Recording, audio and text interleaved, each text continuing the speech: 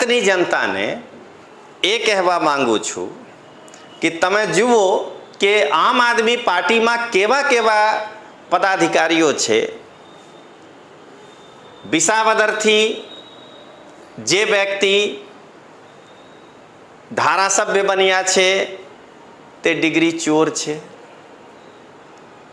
આમ આદમી પાર્ટીમાં જે પ્રદેશ અધ્યક્ષ છે તે જાતિવાદી છે, પોતાના જાતિના લોકોને ઉચ્ચ પદ આપે છે। આમ આદમી પાર્ટીમાં ફ્રન્ટલ સંગઠનના મહામંત્રી સામત ગઢવી છે।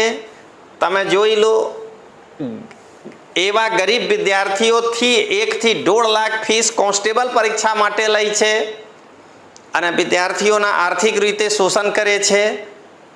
જો આ લોકો સત્તામાં આવી જાય તો ગુજરાતના શું હાલ કરી નાખશે, આ તમે આજે વિચારજો। આ નહીં તો 2027 પછી તમે પસ્તાવા થશે, જેવી રીતે વિસાવદરની જનતા હવે પસ્તાવી રહ્યા છે।